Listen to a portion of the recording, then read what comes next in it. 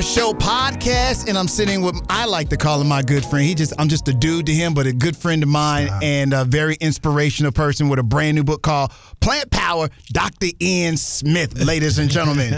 Nobody's applauding, but that's okay. It's a podcast, and that's not going to happen. But how you been, man? I'm good, man. First of all, we are good friends. We've known each other for a long time. We have. So it's always good to come back. I've been out of town, man, since the pandemic started. So I haven't seen you guys in a long time. And that's where I was actually going to start. The pandemic. How did you and the family make it through? We've made it through really well. No one's gotten it. Knock on wood. Gotten the stuff. Yeah. Listen, I'm a physician. I'm a scientist. I know what I'm doing. Yeah. I don't play politics when it comes to science. Yes, sir. And I understood what had to be done. So luckily we did what was right.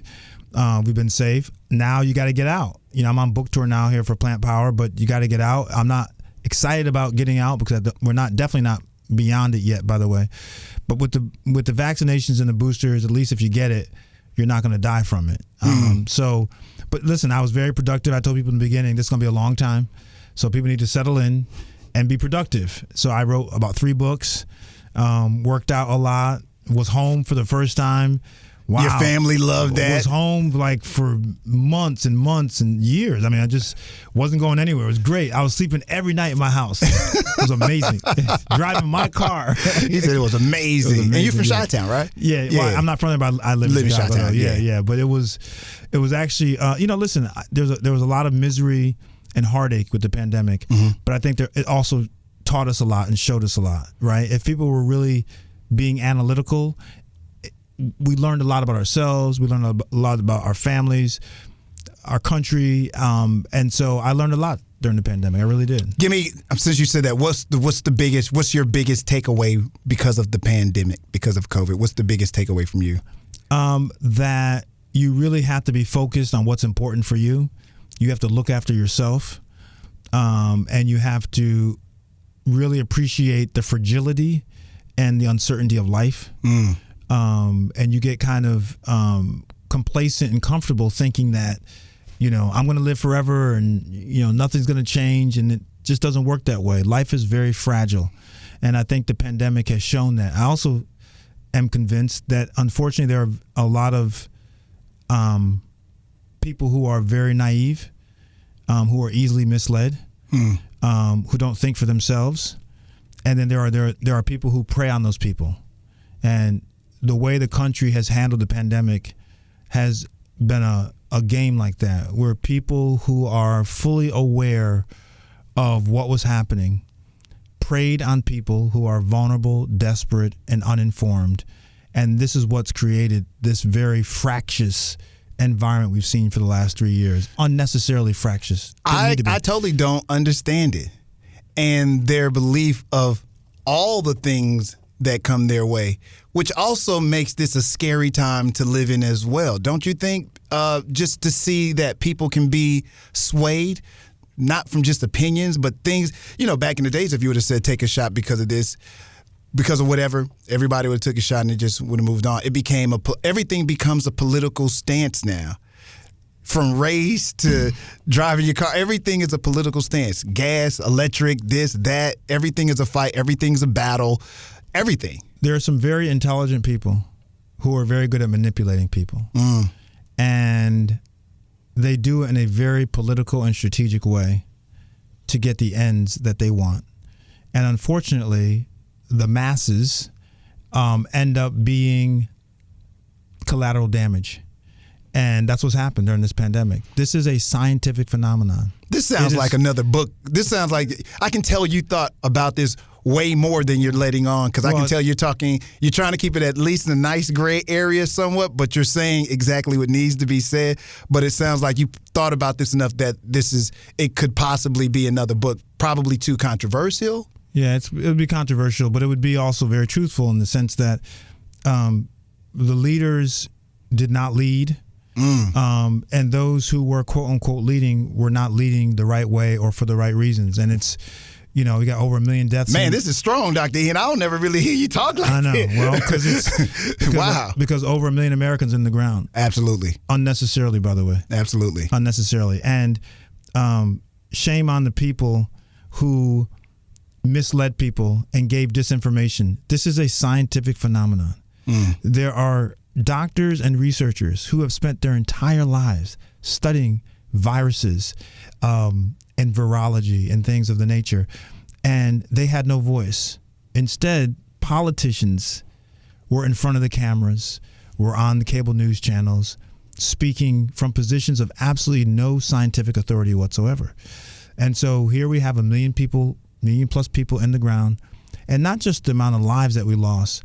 Think about all of the life experience that we lost. Graduations, all-star games, weddings, attending people's funerals, right? The magnitude of what we've lost in the world because a certain number of people decided to manipulate and mislead is just, I have to just say it, it's outrageous. And the medical community is also at fault because they should have been fighting and saying, this is our domain. This is what we do. We need to lead this and not take a back seat to a bunch of, huckster politicians. And to be honest with you, I say to people all the time, if, in 2008, we had that Great Recession, okay? You want to go to your general practitioner, medical doctor, to help you figure out how to get the country out of a Great Recession? Or do you want to go to an economist who's written books, who's a teacher, who's done this all his or her life? Absolutely. You go to the economist. You don't want me getting us out of the... And so the idea that doctors and scientists and researchers were not the leaders of a pandemic that is a viral phenomenon that is just medicine and health. Where's the politics in that? There's no politics in whether or not a medication works or not. There's no politics. It works, it doesn't work. Right? People who are touting using ivermectin based on what? All the science says it doesn't work. Right. So why is that even a conversation? The science says it doesn't work. Oh, it's a conversation because politically speaking, making it people think that ivermectin works makes you seem like you figured something out that no one else could figure out. It's nonsense. But the scary part about that still is that the people that were willing to believe that and when people are desperate and vulnerable, I understand, and frustrated, they can believe almost anything. This is true. History has shown. Yeah. So there's some culpability on people, but I don't really see it that way. People, smart, good-hearted people who are well-intentioned can be manipulated, depending on how good the manipulators are. You're right. That's just the way it is. You're vulnerable, and so I think that I feel sorry for a lot of people who've been misled. For example, the recent lifting of the mandate. Everyone's celebrating as if COVID's over. No, I see spikes in so many different places. The mandate was lifted for legal reasons, not because we have reached a milestone from a health perspective. Wow.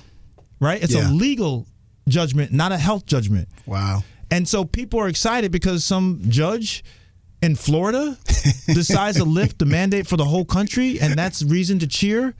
Well, she's a lawyer. It was a legal reason why she said that we should lift it. What doctors weighed in and said it's safe? Or maybe we'd be better off forget the doctors. Let's forget doctors and researchers and scientists. Let's let whoever has a microphone, whoever has a platform, let them decide what's healthy and what's not healthy. Let them deliver babies. Doctors, step to the side. You guys got it. You guys deliver babies. You guys decide what medications to get when you have an infection. I mean, if you want to do it, go all the way with it. Don't pick and choose. Don't pick and choose. Why are we saying... This is so true, man. Right. Why are we saying in the middle of a pandemic that's killing people left and right, why are we saying that doctors and nurses and scientists, they don't matter? Why?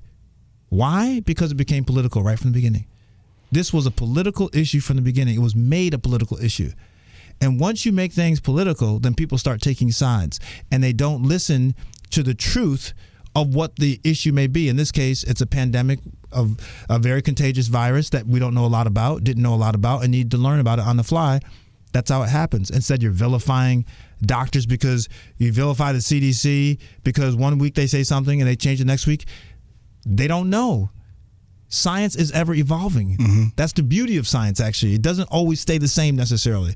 And so if new information comes, then things change. It's not because they don't know what they're doing. It's because this is a new concept, a new phenomenon, a new virus that we've never experienced before. And so you're learning. We don't have years of data to say this is how it's going to behave.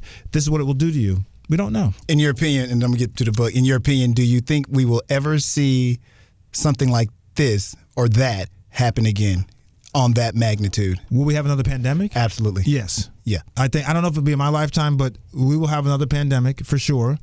The bigger question is whether or not we've truly learned our lesson about how we need to go forward. And that I don't think has happened. I still don't think, and we need to do kind of like look back and see what happened, but people need to understand that when you have national issues, you need to have the experts in those fields deal with the issues, whether it's economics, education, whatever it is. You need to have the experts deal with it, not people who are who have an IG account or a Twitter account who could say anything they want to.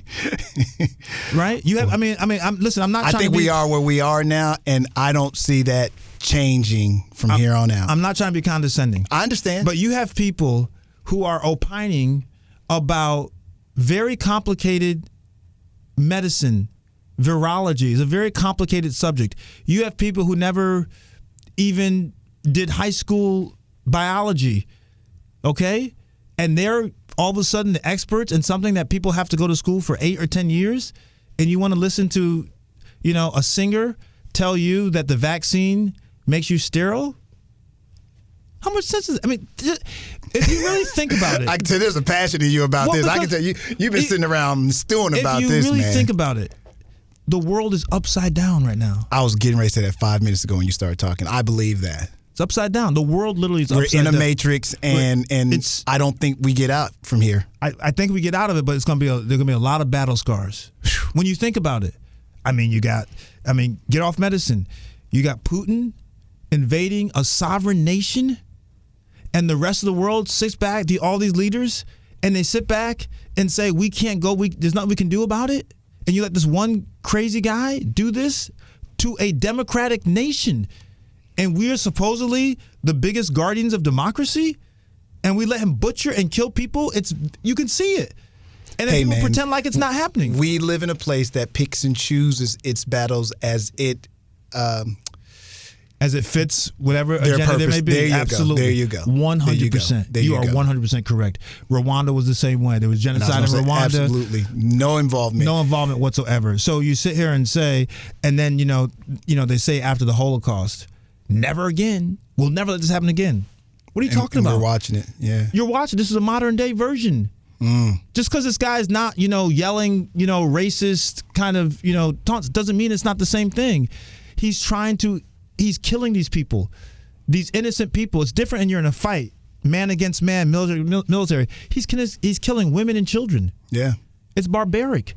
And then we sit there and say, we have to be very careful about how we give them weapons. Why? What are you afraid of? What are you afraid of? I think my opinion is that they're afraid China might get involved, and then China gets involved. China's not getting involved. You don't think so? No, China's not getting involved. There's no doubt. It's NATO. Nobody beats NATO. You have all those countries together.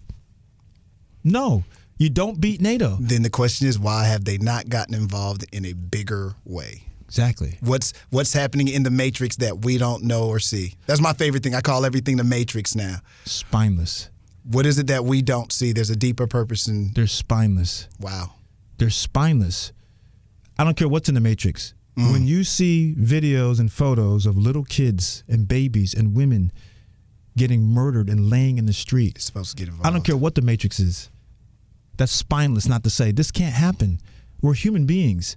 We can argue over land and politics and sports, but it never rises to the level where you take someone's life. Well, they say we're going to just give you a heavier sanction.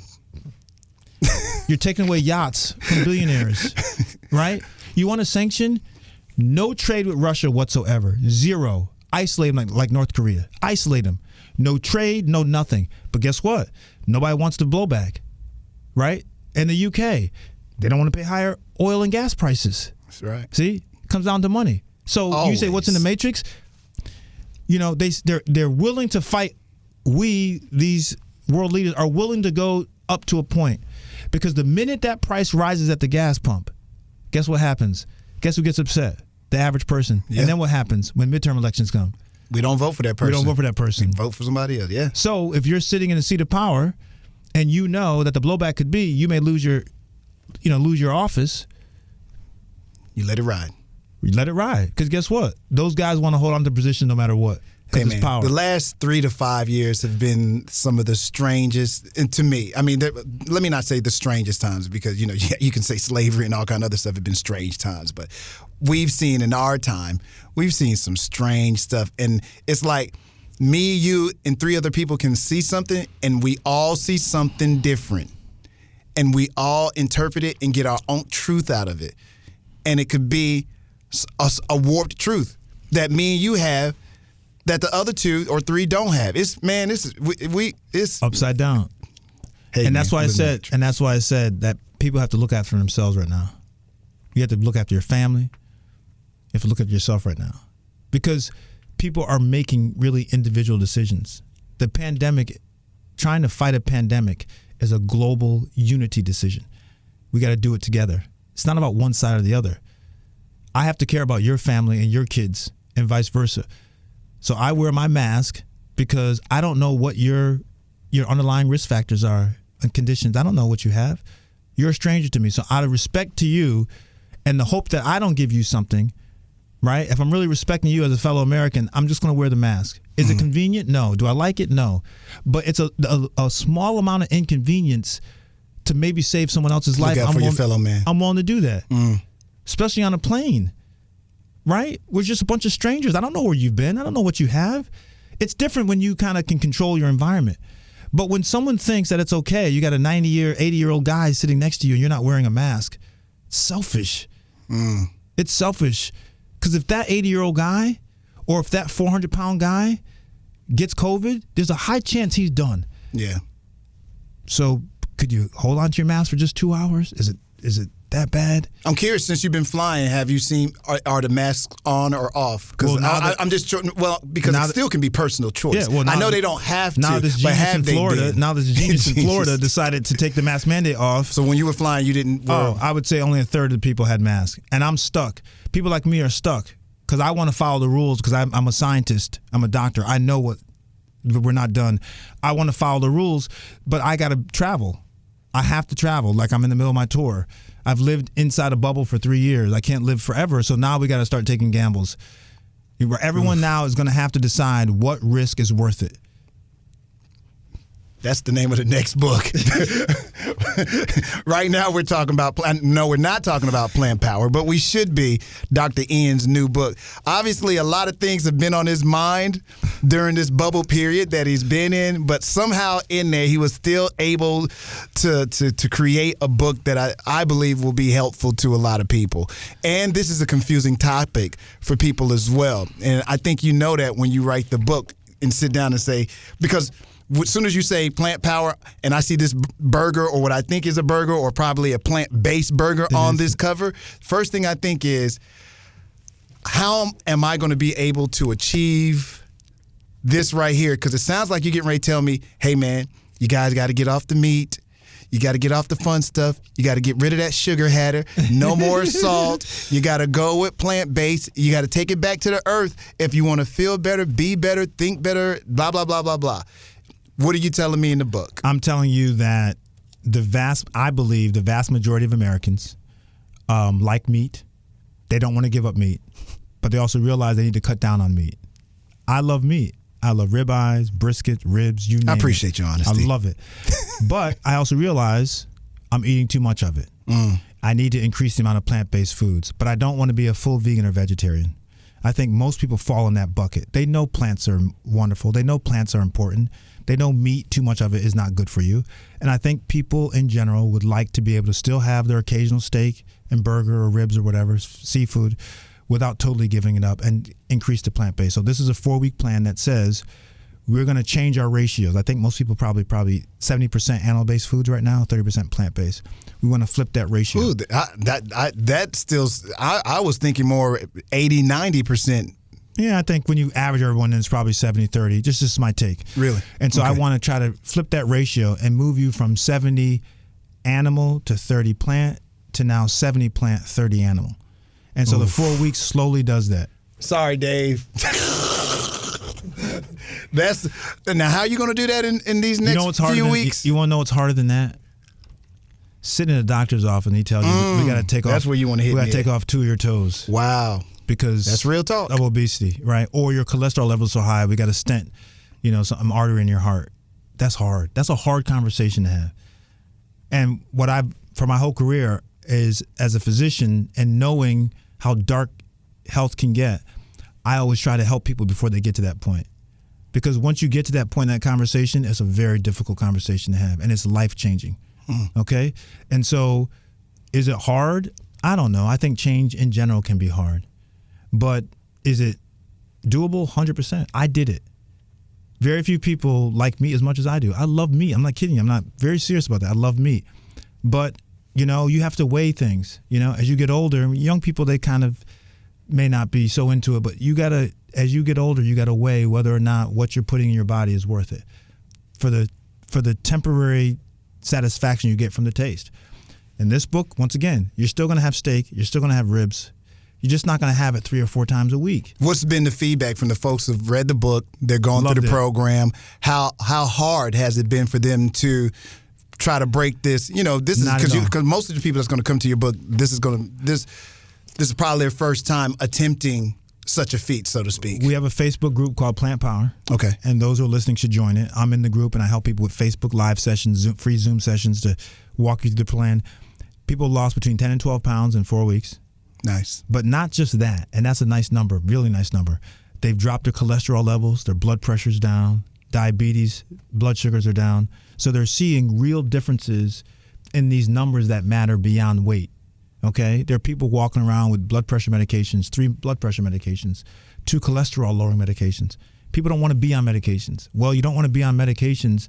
Plants is a great way to do it naturally. And you can do it in a tasty way. I know people have this thing about, when they see plant-based, they think it's vegan or vegetarianism. I'm not against those styles of eating, but no, this isn't. This is saying this is somewhere in the middle. This is somewhere in the middle, and people can do it. I've done it. I'm sticking to it. I got thousands of people in that Facebook group, Plant Power, that are doing it. I think most people can do it and be happy that they're doing it because the changes. I felt lighter.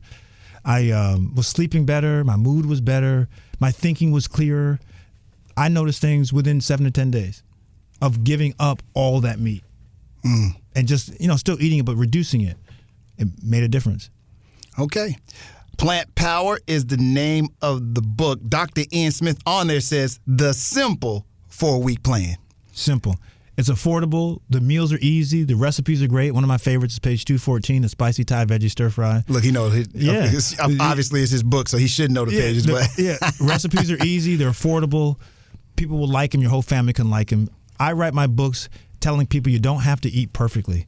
Let's just eat a little better. That's it. I don't ask you to eat perfectly. You're going to have cake. You're going to have ribs and everything. But let's just make better choices most of the time. Okay, I can go with that. With that. Tell them where they can follow you at and be a part of everything that you're doing in your world. Because let me tell y'all something. Yes, I'm a fan of all of Dr. Ian Smith's books, but let me tell you, when he writes books that are not about food or doing the right thing from a health perspective, he's an excellent writer when it comes to that. My favorite book is still one of your.